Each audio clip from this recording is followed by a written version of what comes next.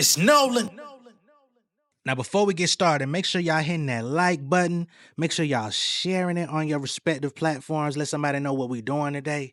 Now, let's get into the show.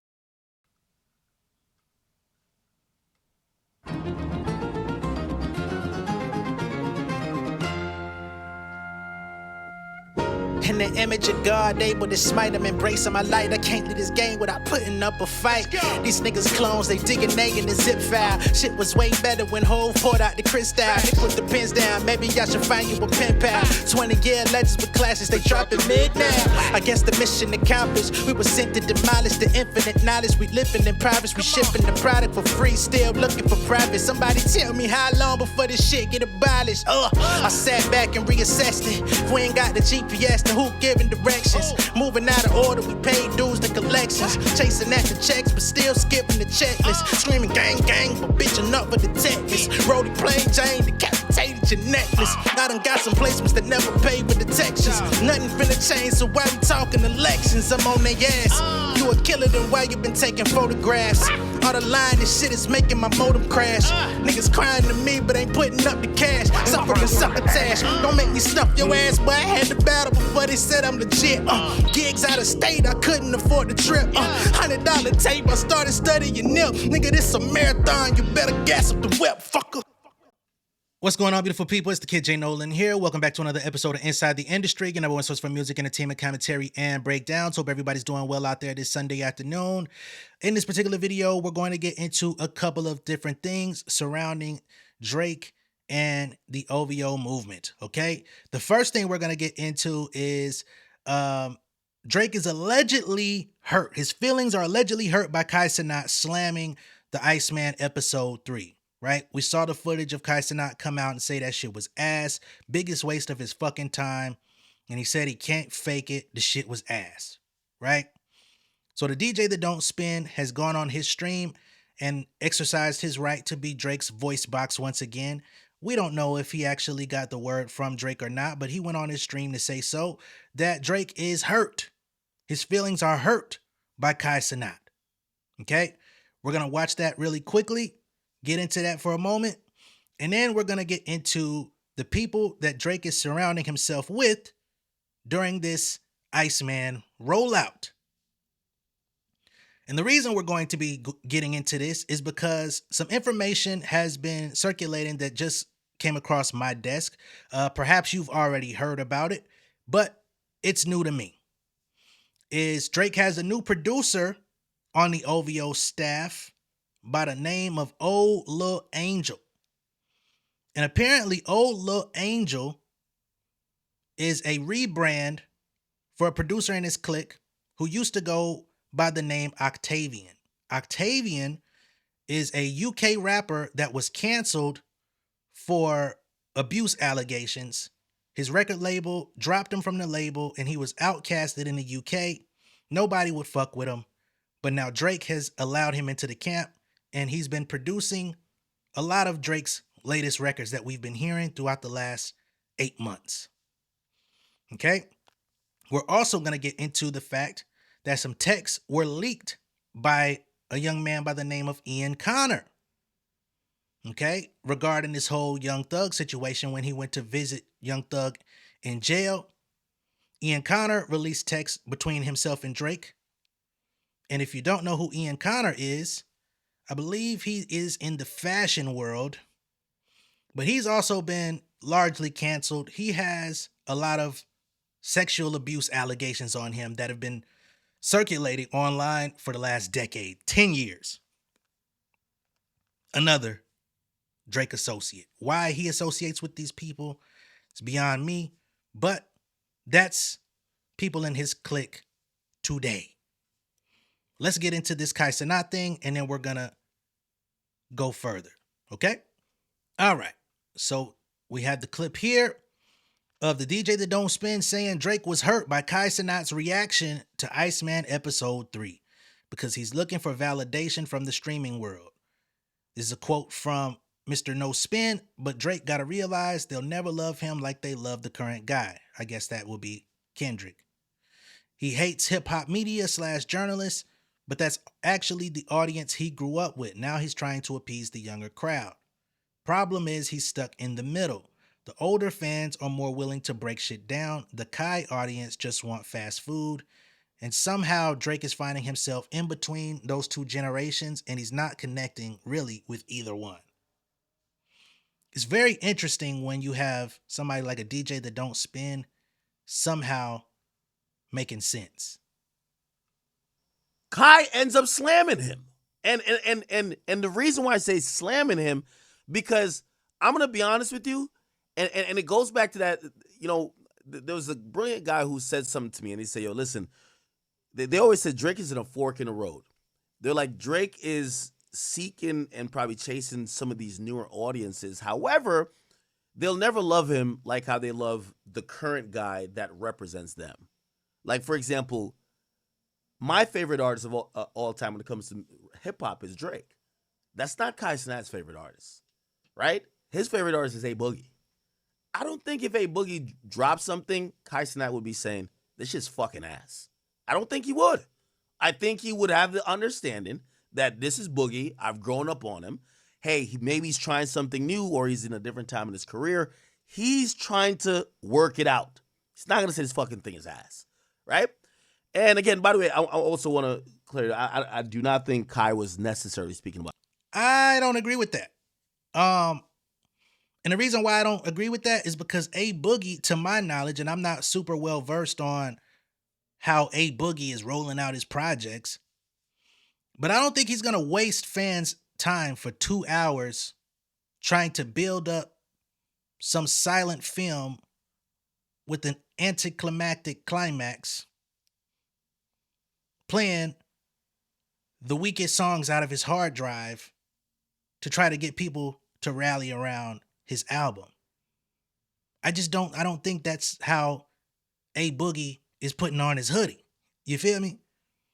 So I don't think Kai Cenat would ever have a reason to complain to that magnitude. He only said it was ass was because he was sitting there for an hour and a half waiting on something that never happened. And the music along the way was below mid. It was trash.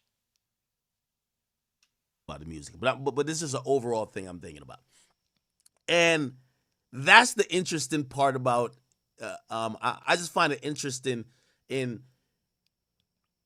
I think what Drake wants doesn't necessarily want him, but also the old media that wants Drake. Drake don't want them. It's a bunch of people that are trying to get to either platforms or audiences that intuitively don't want them. And it just kind of goes in, it's like the symbolism of life.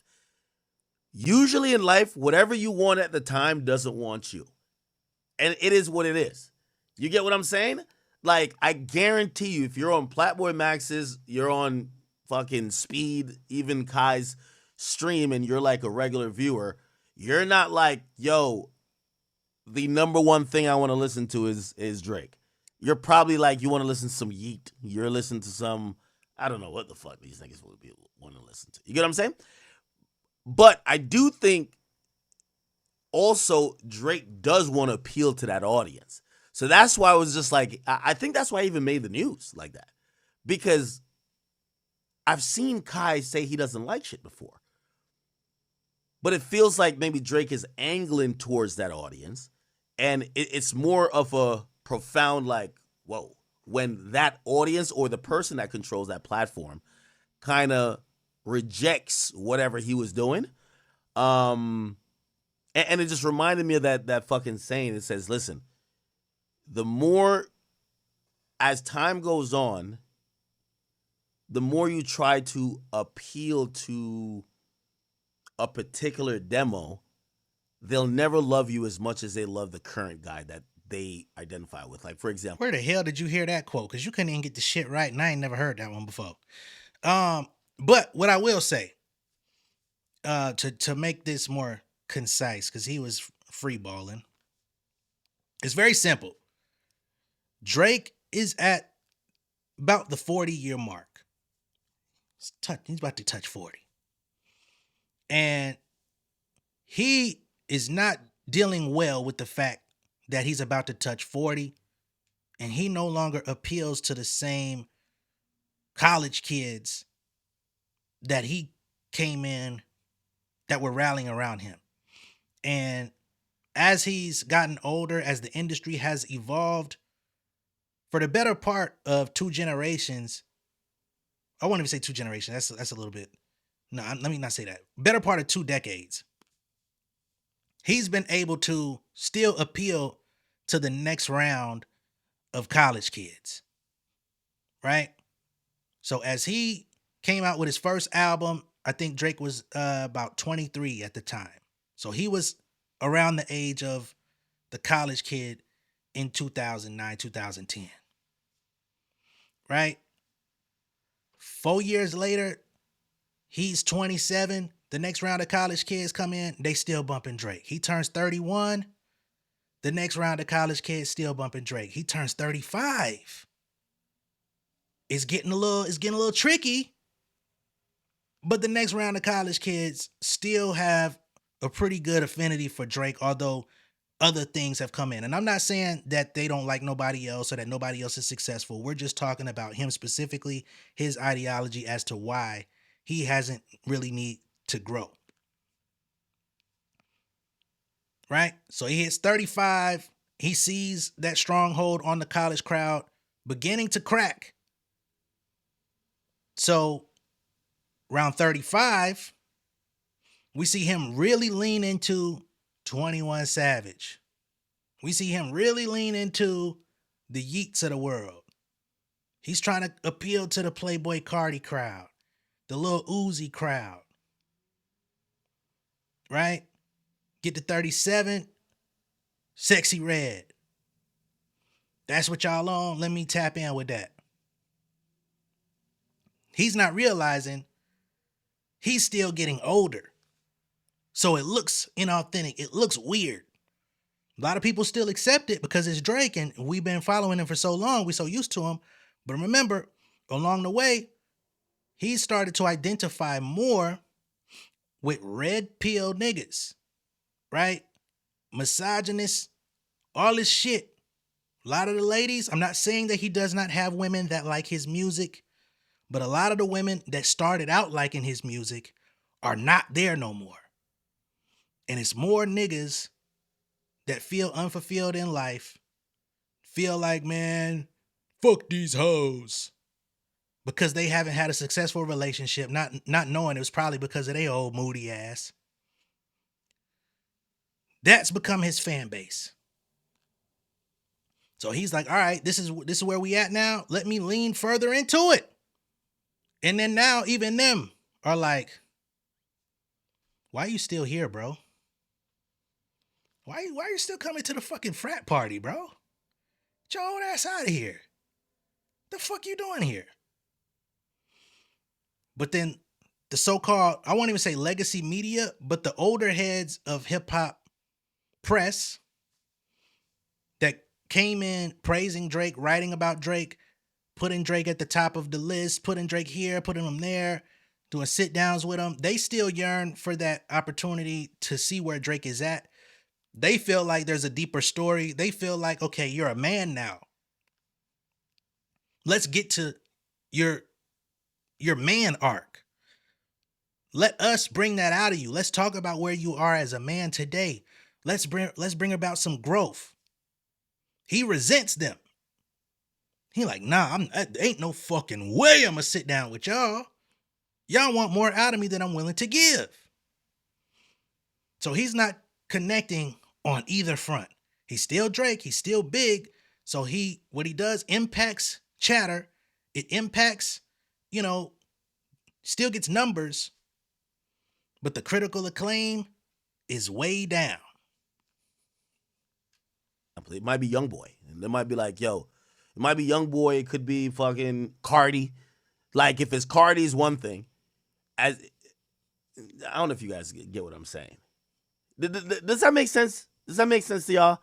I was just trying to like encapsulate this whole idea, and I've seen like everybody's so mad at hip hop media, but this was a almost like circular moment for me, We're not for me, but just in that type of conversation. Yo, for the hip hop media niggas, yes, Drake has told y'all fuck you. For Kai Cenat's audience, Platform Max's audience, and Bobby Alto's audience. And I'm pretty sure Kai Cenat's audience and obviously Kai was speaking for himself. I do not think he's controlled or nothing. But Kai's audience is watching a fucking subathon that's high-paced, quick tempo, people coming left and right. There's shit happening all the time. He sat there for an hour and a half watching some artistic, I would probably say some mature concepts that Drake was trying to work through with his art. And let me write Legacy and Hunt's catch up. Mature? I got 4 Pinocchios chasing me. Mature. Boy, get your ass out of here. You made a little bit of sense in the beginning. You had us in the first half. But that's where we at. Drake, his feelings are hurt because Kai Cenat said his shit was trash and ass, which it was. Ain't no way to fix it or tailor it any differently. It is what it is. You're not connecting to the older crowd. You're not connecting to the younger crowd. The only crowd that really wants you is the crowd that's like, bro, we've been here all this time. Give us the slaps. But the slaps ain't packing no punch. They eventually gonna turn on each other. It's already happening if you're willing to look into the weeds, which I don't advise you to do. Okay, let's move on with the show. All right, so digging deeper into the sound that we've been hearing in the Iceman era, post-battle era from Drake. All right, we've got this guy here, Ryan Nice, and he's not very well liked by a lot of people. They claim he's a weirdo too. You know what I mean? But he put this information out here that says the real red button. After all the allegations made against Drake and the people he surrounds himself with, Baca as trafficker abuser, he is doubling down and proving he doesn't care for the safety of women by having lead producer of Iceman be Lil Angel O, and it's I believe it's O Lil Angel actually, aka Octavian. If you just jumped into the chat, you didn't see the first couple minutes of the show. This Octavian guy is a canceled rapper from the UK. Okay, he was canceled because his girlfriend put out videos of him allegedly putting hands on her. Okay? He had a record deal. He was a very promising act coming out of the UK. Everybody turned on him. Record label dropped him, and he went into obscurity. Okay? This video here, which I'm not going to play, is actually a video of his ex-girlfriend in the act of him attacking her. She hit record on her phone, and you could hear him yelling at her. Okay? So, he was a rapper named Octavian. He was canceled in the UK. He rebranded himself as Old Lil Angel and became a producer. Okay? So Ryan says, Octavian has produced the 2 released Iceman singles. What did I miss? And which one? Okay, What Did I Miss? Produced by Octavian, aka O Lil Angel, the canceled rapper from the UK. Which one? Also produced by the same guy. Some Sexy Songs for You also has production credits on the T songs from the most recent Iceman episode. So he has a couple records also on the Some Sexy Songs for You project with Party Next Door.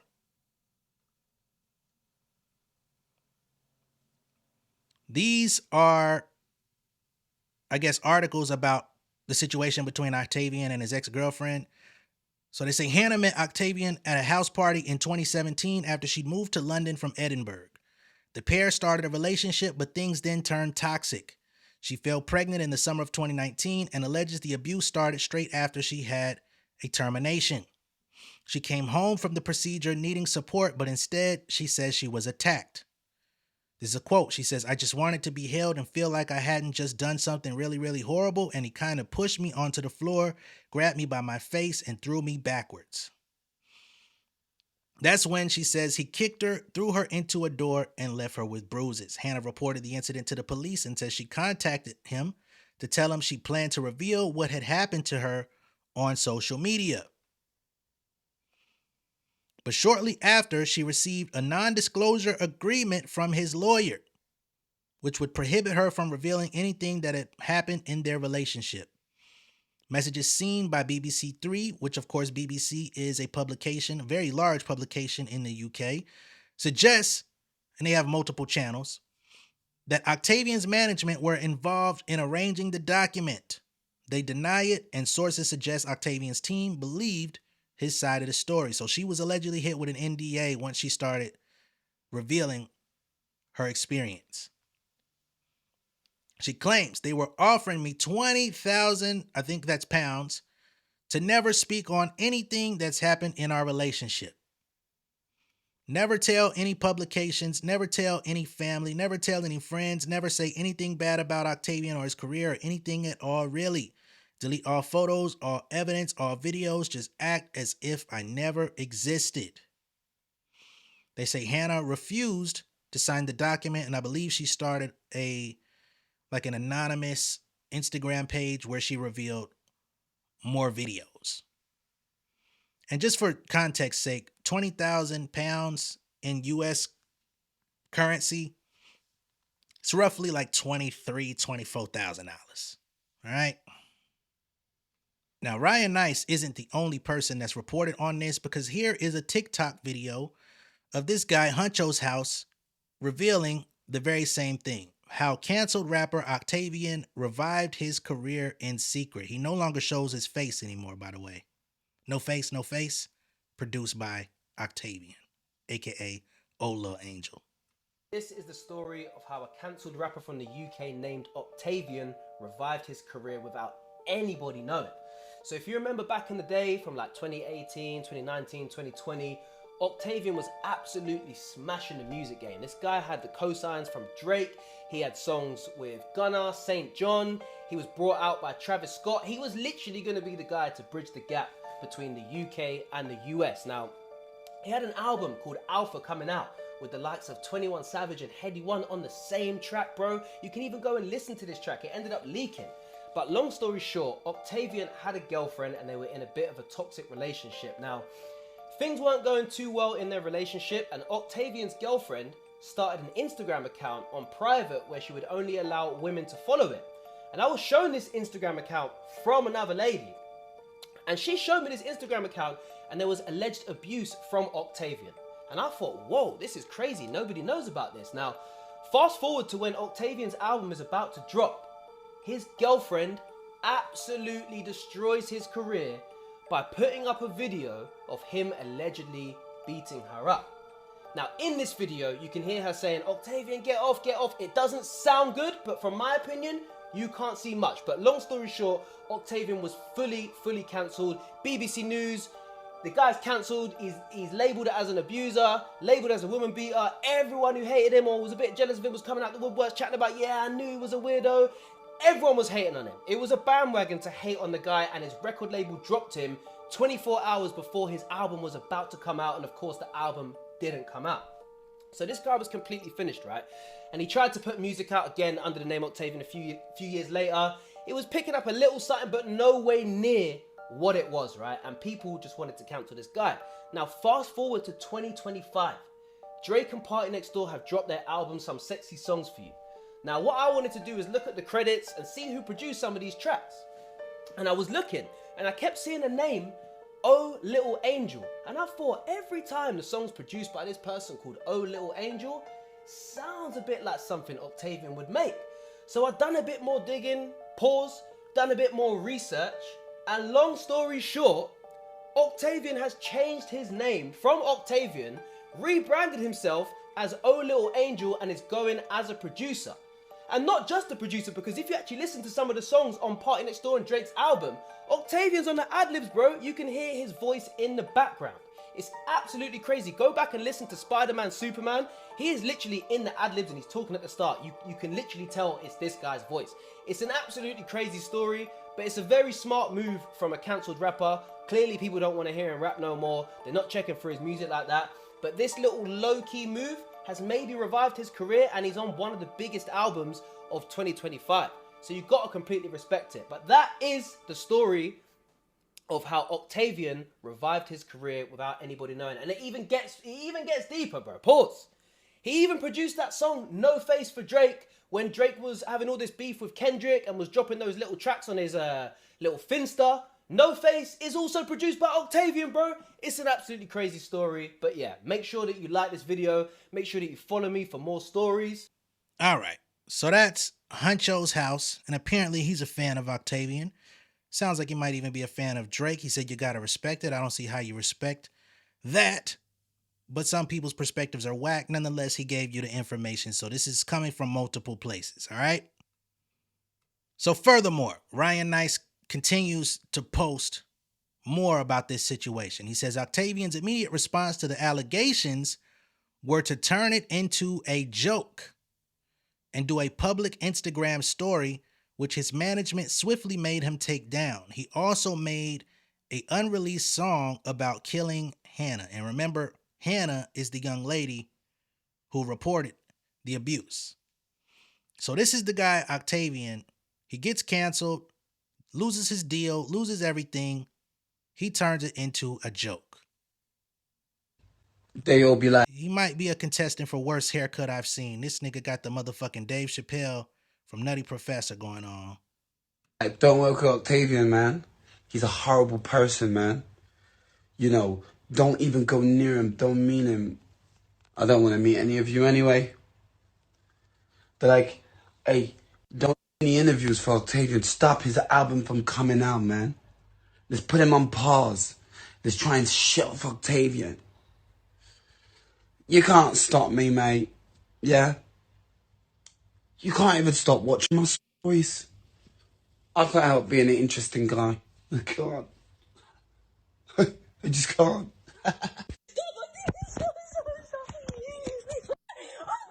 That's the part that I wasn't supposed to be showing. All right. So he puts it in his own video of the situation. Again, I'm not showing that. But you see, he's trolling about it. Ryan Nice shows Hannah's post at the time. She also posted photos of cuts and bruises that were caused by him, which he will not share. All right. So this is basically the story told all over again. We've pretty much already gone through the primary facts of that situation. He continues, many people in the UK scene have since denounced him, similar to what happened with Dutchavelli, but Drake still supported him. Okay? A lot of people have put information out about Dutchavelli dissing Drake. Some people have said that Dutchavelli and his family are into like bestiality, we'll just say.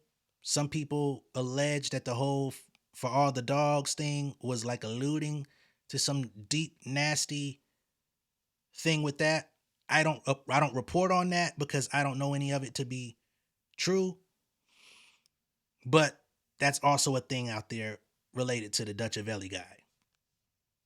Even as recently as 2 weeks ago, where Lancey Fawkes previewed a snippet which included the lyrics, Octavian, we don't do them things. All right. So even other UK rappers have now used him as a punchline of what they don't do. Okay. Meet the Grams. He got sex offenders on Hovio that he keep on a monthly allowance. Okay. So here it states for the Some Sexy Songs for You album, Olo Angel, aka Octavian, is credited for production on Mothballs, Crying in Chanel, Spider-Man, Superman, Meet Your Padre, Somebody Loves Me, and Glorious. So he produced on nearly half the Some Sexy Songs for You album. So for the record, he produced about half of the Some Sexy Songs for You album. He produced the song No Face. He produced the song What Did I Miss? He produced Which One? And you can pretty much deduce that he's probably going to be doing the bulk of production on whatever this Iceman project is. So the sound is being crafted by somebody who was literally canceled in the UK for abuse allegations. Drake got him, added him to his team, rebranded him. And again, homeboy doesn't show his face anymore. So this is his IG where he now poses in Batman headgear. You see here, him and Drake. That's where I got the image from my thumbnail. Which one? What did I miss? He even has a photo. I don't know who the fuck this guy is here, the Asian guy. This is the same dude that was posing in Pharrell's jewelry in the Family Matters video and whatnot. I don't know who the fuck he's supposed to be. But I will say one thing.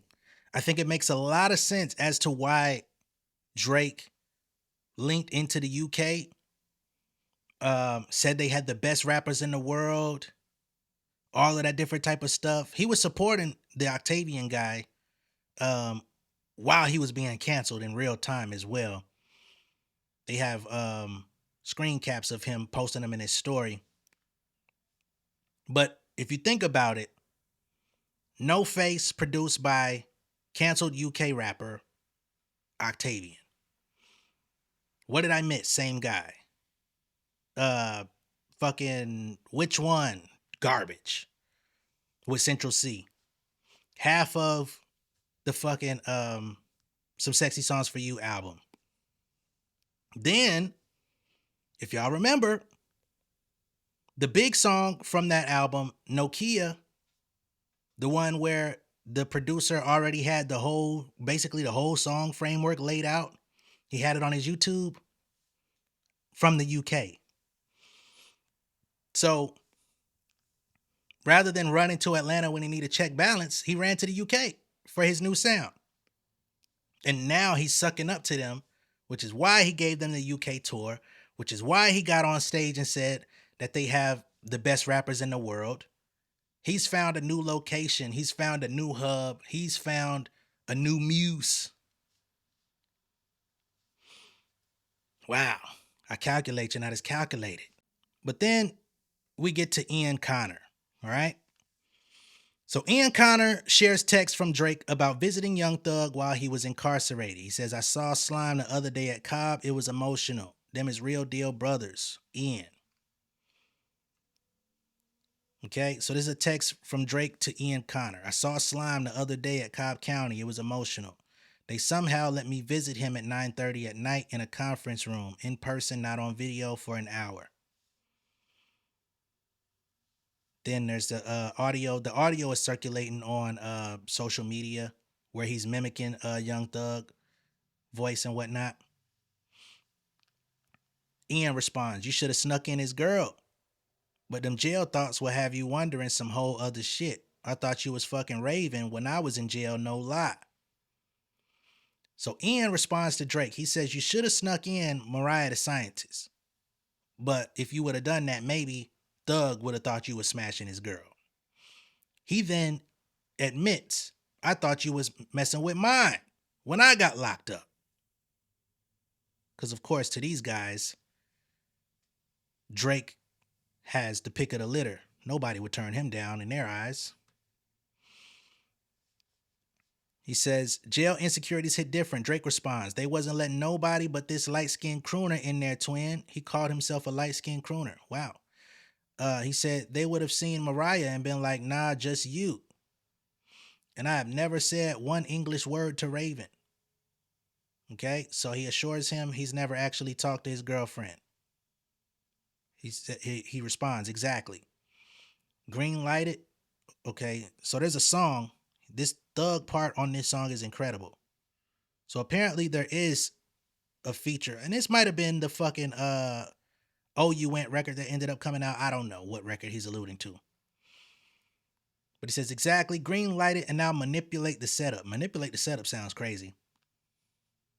I just know what feels right, bro. Do the song, don't fake link, and build and just the universe play its course. I think it's very interesting that he told Drake, don't fake link and really build. What's that about? But again, Ian Connor has a lot of shit associated with his name as well. This was just back in 2022.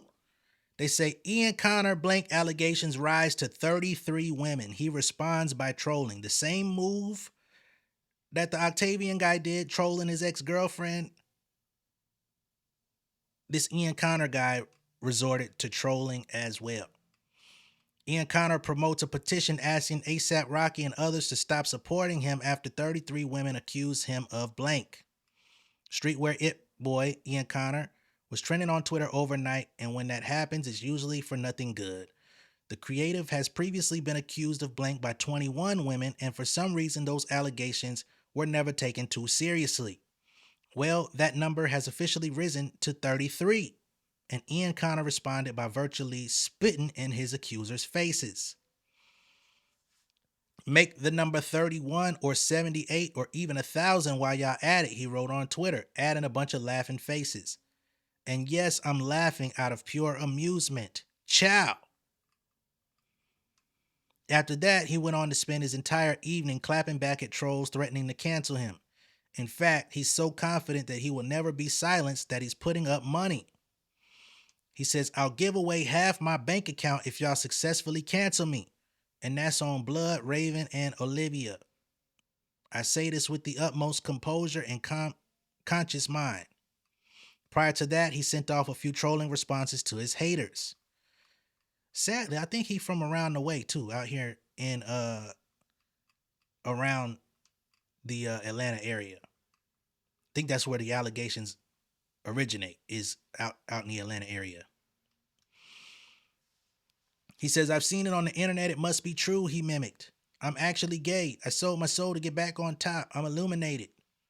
Finally, he realized that he probably shouldn't be making light of the allegations given how serious they are. He told fans that he will be heading off the internet for the night. He says, I apologize. I shouldn't be trolling no matter how personal it may be to self. I'm going to get off y'all's internet for a bit. And this is just 2022. In the last 3 years, I'm quite sure the allegations have continued to come in. And there's multiple women in the music industry and entertainment industry that have also said the same thing about him. However, these are Drake's friends. These are the people he's communicating with, working with on his new album. These are the people that are working on the Iceman sound. As if it could get any more disappointing. Okay?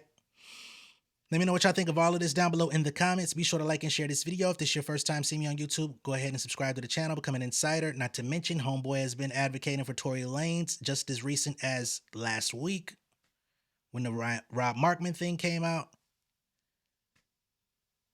That nigga gone, man. I'll catch y'all on the next one.